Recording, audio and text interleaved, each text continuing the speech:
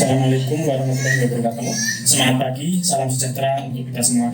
Yang terhormat Bapak Ibu Dewan Penguji, yang terhormat Bapak Wahid Sabut Ciptono selaku dosen pembimbing saya. Perkenalkan, saya Rudi Cakrawutro, mahasiswa dari program studi S2 FEB Jakarta, kelas eksekutif B angkatan 39B tahun 2019. Pada kesempatan ini, saya akan menyampaikan penelitian tesis saya yang berjudul Analisis Faktor-Faktor yang Mengaruhi User dalam Menggunakan Presensi Pintar PT-GDPS. Presentasi ini akan disampaikan dengan outline program yang sama dengan naskah tesis yang telah dibuat. Penelitian ini ditelatar belakangi oleh berkembang pesatnya teknologi informasi. Kemajuan teknologi informasi memenuhi kebutuhan pengguna untuk mempermudah pekerjaan guna mencapai hasil yang maksimal dalam berbagai tugas atau kegiatan untuk mencapai tujuan yang telah ditetapkan. Penyebaran pandemi COVID-19 adalah salah satu akselerator perusahaan untuk memanfaatkan teknologi informasi dan komunikasi dengan sebaik-baiknya. Semua perusahaan di dunia mulai mengurangi aktivitas secara offline dan mulai beralih ke aktivitas online untuk meminimalisir persebaran virus COVID-19 ini. Aktivitas kerja di masa pandemi ini terutama dilakukan secara online dan sudah mulai mengurangi kontak langsung. Perusahaan mulai menerapkan sistem kerja dari rumah dan rapat online. Namun, sistem kerja work from home ini kurang begitu cocok diterapkan di unit operasional yang menuntut karyawan untuk aktif di tempat kerja karena tuntutan pekerjaan tidak bisa ditinggalkan atau dikerjakan secara remote. Presensi dari tenaga alih daya merupakan hal yang penting untuk dimonitor. Data presensi tersebut digunakan untuk merekap kinerja tenaga alih daya, jam kerja, jam lembur, pemberian ekstra penting bagi yang bekerja dengan pola shifting, dan lain-lain. PT-GDPS mendukung untuk mengurangi penyebaran virus COVID-19 dengan mengembangkan sistem presensi berbasis aplikasi mobile. Hal ini dilakukan untuk mengurangi kontak antar tenaga alih daya. Jika menggunakan presensi seperti fingerprint dan face detector, maka kemungkinan kontak antar sesama tenaga alih daya tidak bisa dihindari. Namun, jika menggunakan presensi berbasis mobile, maka para tenaga alih daya bisa menggunakan ponsel masing-masing untuk melakukan presensi. Aplikasi presensi yang dikembangkan oleh PT-GDPS bernama Presensi Pintar. Aplikasi Presensi Pintar ini mulai diimplementasikan pada tahun 2019. Namun, sampai bulan Maret tahun 2021, tidak semua tenaga alih daya yang disalurkan oleh PT-GDPS memakai Presensi Pintar ini. Tapi yang tertampil memperlihatkan data persentase tenaga alih daya yang telah maupun yang belum memakai Presensi Pintar. Dari data tersebut, bisa dilihat bahwa target implementasi Presensi Pintar belum mencapai 100%. Jika implementasi Presensi Pintar ini tidak berjalan sesuai dengan target, maka rekap presensi tidak bisa dilakukan secara otomatis. Rekap lembur dilakukan secara manual yang membutuhkan waktu cukup lama mengingat jumlah tenaga alih daya yang begitu banyak. Perhitungan jam kerja menjadi terkendala karena proses masih manual. Rekap tenaga alih daya yang mendapatkan ekstra penting menjadi tidak akurat. Adapun terkait rumusan masalah yang telah dijabarkan, berikut pertanyaan dari studi ini adalah faktor-faktor apa yang mempengaruhi tenaga alih daya dalam memakai presensi pintar PT-GDPS ini. Tujuan studi yang dilakukan yaitu mengidentifikasi faktor-faktor yang mempengaruhi pengguna untuk mengadopsi pemakaian presensi pintar sehingga mempermudah PT Garuda Daya Pratama Sejahtera dalam melakukan rekap presensi, ekstra booking, jam kerja, dan lain-lain. Adapun manfaat penelitian bagi kalangan akademisi adalah dapat memberikan referensi tambahan yang dapat memperkaya pengetahuan di bidang penerimaan user terhadap penggunaan presensi berbasis aplikasi mobile yang sekarang sedang marak dikembangkan dan diimplementasikan. Selanjutnya, manfaat penelitian untuk kalangan praktisi adalah bisa menjadi salah satu dari beberapa rujukan untuk pengembangan aplikasi presensi berbasis mobile untuk dapat membuat aplikasi yang efektif, efisien, dan memiliki daya tarik kepada pengguna untuk memakai aplikasi presensi mobile. Lingkup penelitian yang dilakukan ada 3, yaitu yang pertama, lokasi penelitian adalah di tempat user pengguna jasa outsourcing PT-GDPS. Yang kedua adalah teori utama yang menjadi fokus adalah UTAU atau Unified Theory of Acceptance and Use of Technology untuk mendapatkan model penerimaan pengguna dan mengetahui faktor-faktor yang mempengaruhi tenaga alih daya dalam menggunakan presensi berbasis mobile. Yang ketiga, pendekatan kuantitatif digunakan dalam studi ini dan metode penelitian yang dipakai adalah survey research dan case study research. Landasan teori yang dipakai adalah menggunakan UTAU yang dikembangkan oleh Rengates pada tahun 2003. Model ini menyintesis 8 model penerimaan teknologi yang sudah ada sebelumnya. Dibandingkan dengan 8 model tersebut, UTAU terbukti lebih berhasil menjelaskan hingga 70% varian behavioral intention. Pendapat ini dibuat oleh Wozniacki pada tahun 2007 yang menemukan bahwa UTAU cukup tangguh, kendati diterjemahkan dalam berbagai bahasa dan dapat digunakan lintas budaya. Dikutip dari jurnal yang diterbitkan oleh Benny dan Handayani pada tahun 2013. Model UTAU mencakup 4 komponen utama yang berfungsi sebagai prediktor langsung dari behavioral intention dan use behavior, yaitu performance ekspektasi, effort ekspektasi, social influence, dan facilitating condition. Selain itu, 4 moderator termasuk gender, age, experience, dan voluntariness of use diposisikan untuk memoderasi dampak dari konstruk-konstruk pada behavioral intention dan use behavior. Penelitian ini menggunakan model-model penerimaan yang pernah dilakukan sebelumnya dalam menentukan model penelitian. Penulis mengadopsi model penelitian Rahman dan kawan-kawan pada tahun 2016 yang mengadopsi atau mengadaptasi model Litau dari Venkates dan kawan-kawan pada tahun 2003. Kerangka teoritis dari penelitian ini ditampilkan di slide dengan menggunakan konstruk performance ekspektansi, effort ekspektansi, social influence, facilitating condition, behavioral intention, dan use behavior. Hipotesis penelitian berdasarkan teori dan studi yang telah dilakukan sebelumnya. Terdapat 5 hipotesis untuk diuji dalam studi ini, yaitu hipotesis pertama adalah performance ekspektansi akan signifikan berdampak terhadap behavioral intention.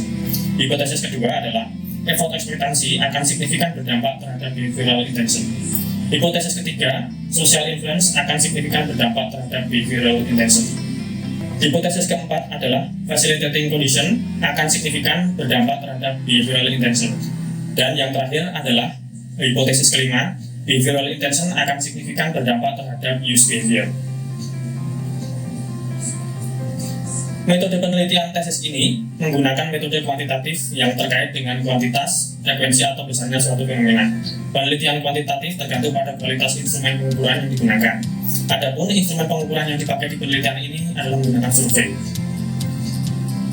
Daftar pertanyaan yang dimasukkan dalam kuesioner digunakan untuk menyiapkan instrumen pengumpulan data kuantitatif. Pertanyaan kuesioner didasarkan pada variabel kerangka teoritis yang didefinisikan oleh peneliti sebelumnya dengan menetapkan indikator-indikator yang dipakai. Jawaban atas pertanyaan dinilai pada skala Likert 5 poin.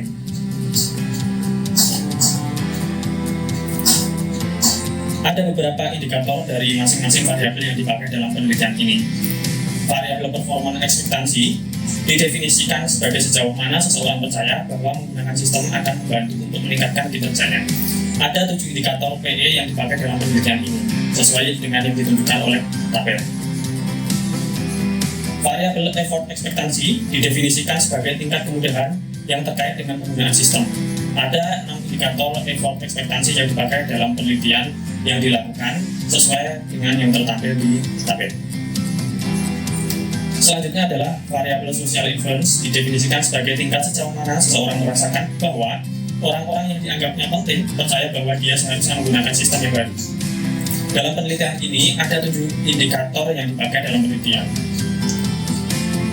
Lanjut, variabel facilitating conditions didefinisikan sebagai sejauh mana seseorang percaya bahwa infrastruktur organisasi teknis ada untuk mendukung penggunaan sistem.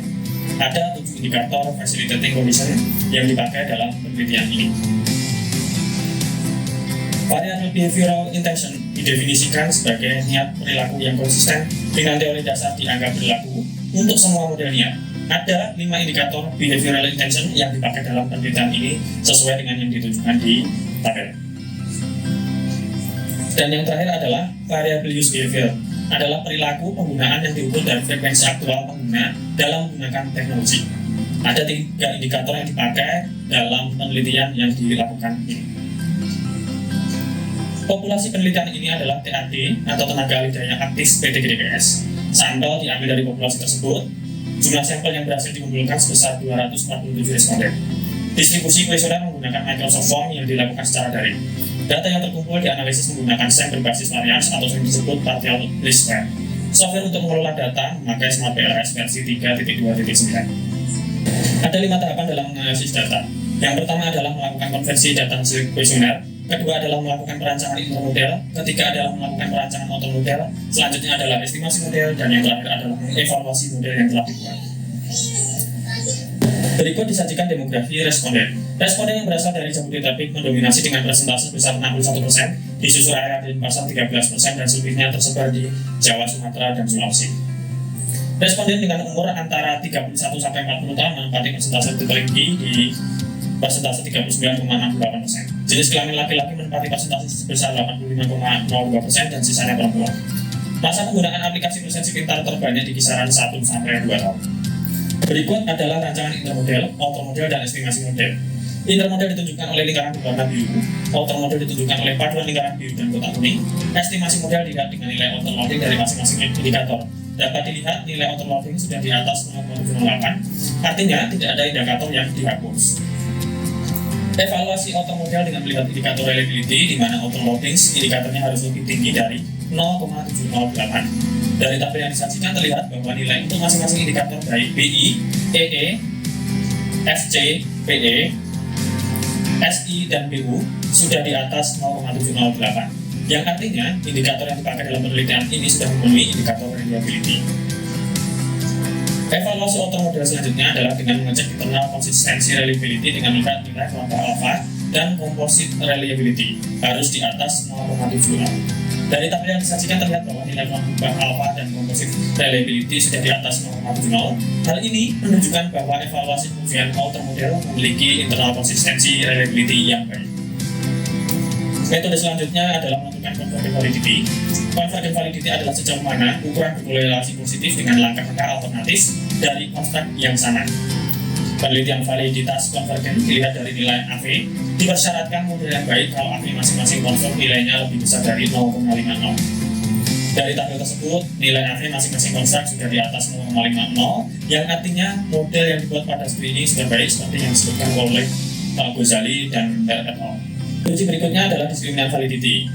Bisa dilihat dengan mengecek nilai cross-loading antara indikator dan konstruksinya yang akan menunjukkan diskriminan validity dari indikator reflektif. Outer-loading indikatornya pada sebuah konstruk harus lebih tinggi daripada cross-loading dengan konstruk lainnya.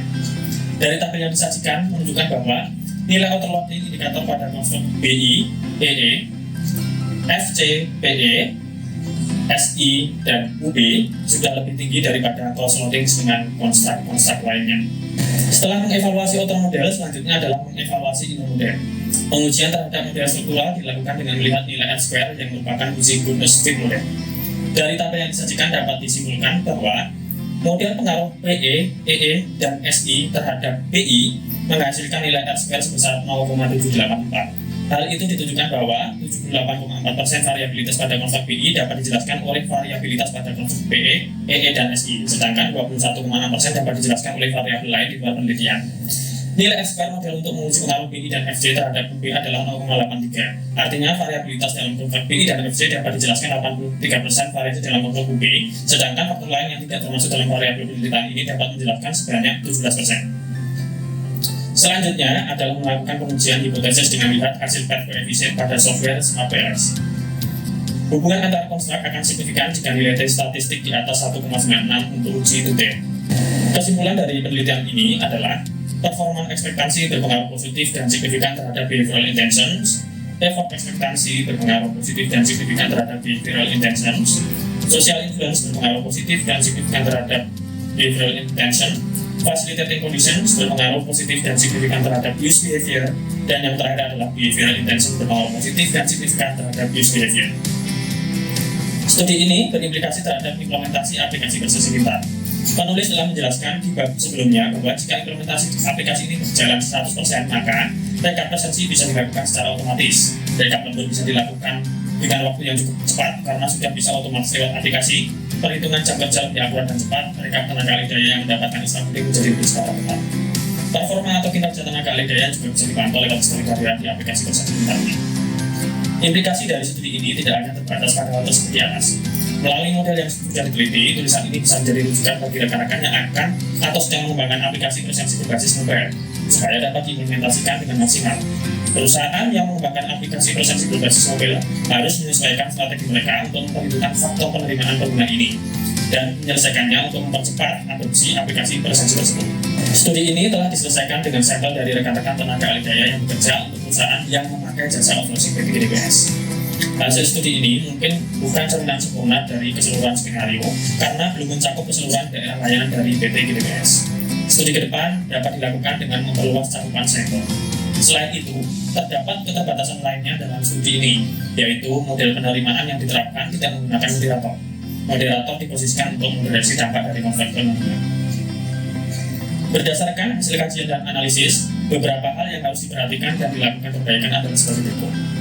Peningkatan kualitas layanan aplikasi presensi pintar harus menjadi perhatian khusus dalam mengembangkan aplikasi presensi pintar selanjutnya.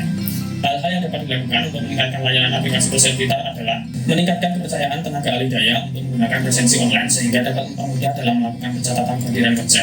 Pengembangan penelitian selanjutnya dapat dilakukan dengan menambahkan faktor-faktor eksternal selain dari faktor-faktor yang terdapat di dalam studi ini, sehingga dapat meningkatkan nilai perilaku dan use behavior pada studi kasus yang sama.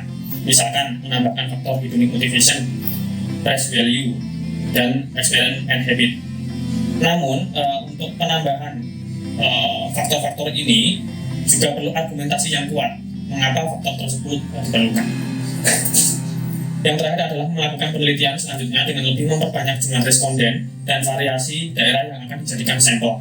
Misalnya dengan menyebarkan kuesioner ke masing-masing daerah yang sudah menjadi ranah sosialisasi layanan aplikasi bersensi pintar. Pemerataan kuesioner ke banyak daerah diharapkan dapat mewakili para pengguna aplikasi bersensi pintar secara keseluruhan. Terima kasih atas perhatiannya. Jika ada salah dalam penyampaian slide, saya mohon maaf. Sekian, wassalamualaikum warahmatullahi wabarakatuh.